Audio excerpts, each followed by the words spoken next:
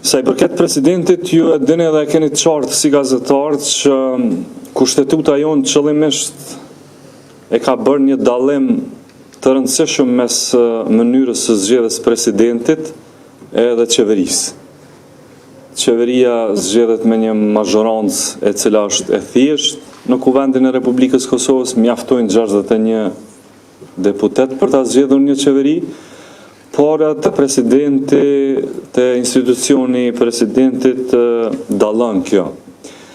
Dhe kjo në kushtetutën tonë, prej atyre që kanë konceptuar në fillim edhe që kanë marrë pjesë në përpilimin e saj, me siguri, ideja bazike ka qenë që një mazhorancë e thjeshtë mos me pas garancinë që vetë me zgjedh presidentin. Mos me mujt me zgjedh vetë, po me qenë kjo një farloj I bashkëpunimit edhe me forca tjera politike për me mujt me ardhë deri te një numër I nevojshëm për zgjedhjen e presidentit. Kështu që kësaj radhe, unë nuk po foli me emrat partive politike, se nuk është vendi këtu, po flas me konceptet e mazhorancës në Kuvend të Republikës Kosovës. Ajo mazhorancë që është prej 66 numrave në Kuvendin e Republikës Kosovës, ne jemi bind që nuk ka mundësi përmes një emri që propozohet, një emër I njanshëm, ta marrim edhe votën e garantume të opozitës, për mi botë edhe të vota. Ky është konstatimi I mazhorancës. Nuk po them që është absolut, sepse gjëra absolute në politikë nuk ka. Ka të përafërta. Po me përafërsi, ky është konkludimi I mazhorancës. Nështë e kemi gabim, nështë e kemi mirë, po ky është konkludimi. Pra konkludimi është që përmes një emri të përveçshëm na mos me mbështet për muri opozitën. Me thonë, ky është këtë do ta votoni. Pikërisht për këtë arsye, kryeministri Kurti ka bërë thirrje mi taku partitë politike, kryetarët e partive opozitare. Deri tash I ka kryer takimet, pra I ka pas par dje edhe dje takimet kryesore me zotin Hamza dhe me zotin Abdi Gjiku, dhe unë mendoj që kjo është lajm I mirë për Kosovën, është një pjekuri e re, edhe vetë skenës politike dhe institucioneve tona, sepse është një përpjekje e mirë, e sinqert, që së bashku të mund të mas pari të ulemi dhe të kuptojmë njëri tjetrin çka po synojmë. Më sakt, sepse keq kuptimet më të mëdha po lindin kur nuk po merremi vesh bashkë mirë, çka po dojmë. Kështu që kur liderët e partive politike, edhe si opozit, po edhe si mazhorancë në Kuvendin e Kosovës ulen, diskutojmë për orë të tëra, për procesin që e kemi përpara, kjo është një lajm I mirë për Kosovën, konsiderajon, dhe pranë Urna? A jeni ju opsion? A jam unë opsion? Jo, unë menoj që nuk është full, nuk është tru në këtë kontekst. Po ta kishte qasjen mazhoranca që do ta propozoj një president të lëvizjes vetëvendosje, unë menoj që ajo është pikërisht ajo që thashë në fillim po dojna me shmang, se kjo është me qitë opozitën para aktit të kry. Me thonë, kjo është dhe do ta votoni. Ju do ta kuptoni që ky nuk është qëllimi kësaj radhe I mazhorancës. Prandaj kemi vepruar në tjetër mënyrë. Faleminderit shumë. Këto janë koordinatat në cilat po veprojmë. Shumë falenderojmë shumë. Nderuara ministre Spiropali, të nderuar ambasador të shteteve tona, ambasador Malaj, ambasador Durmishi, të nderuar gazetarë, përfaqësues të mediave që po na përcjellni, ju falenderit që keni ardhur në Ministrinë e Punëve të Jashtme.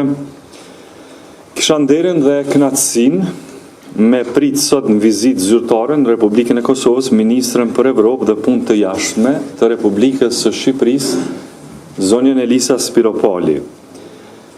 Mikën time Elisa. takimet me homologët tonë nga Shqipëria nuk janë si takimet tipike bilaterale, sepse ne ndonë se kemi ministrit jashtme, Shqipëria dhe Kosova nuk janë të jashtme për njëra tjetrën.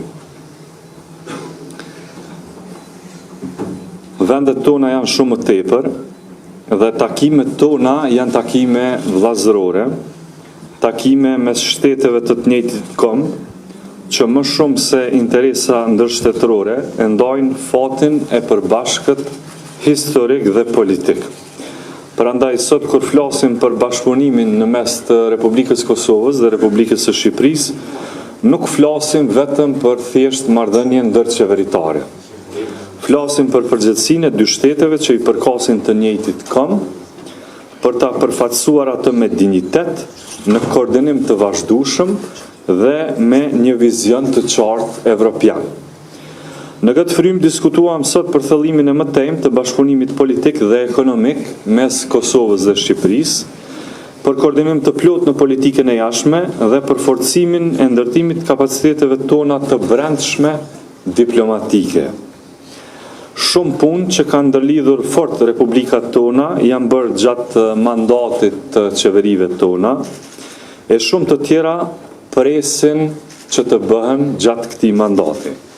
Kosova është e përkushtuar për zbatimin e të gjitha marrëveshjeve të cilat ne i kemi nënshkruar gjatë viteve me Republikën e Shqipërisë, e ato janë mbi 120 dhe për afrimin e dy shteteve tona e po ashtu edhe të shoqërive tona në çdo fushë të jetës.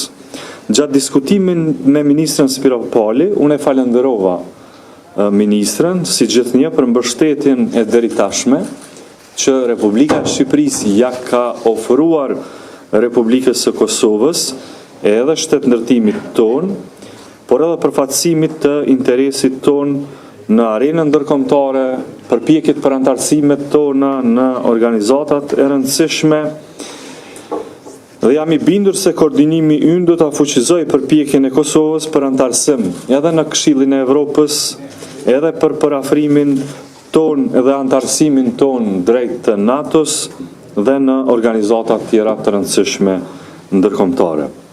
E ardhmia jonë ashtu si e kaluara jonë do të jenë të lidhura përgjithmonë sa më i fortë që të jetë koordinimi ynë, aq më e sigurt do të jetë rruga jonë drejt bashkimit evropian. Dhe unë e përgëzoj me këtë rast Republikën e Shqipërisë për këta hapa gjigant që i ka bërë sa i përket integrimeve evropiane.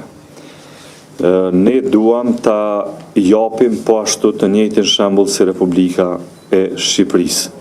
Prandaj gjithnjë bashkëpunojmë drejt përmbushjes së aspiratave të kombit shqiptar. Ju falenderit, zonja ministre, për këtë vizitë shumë të mirë në Republikën e Kosovës dhe fjalë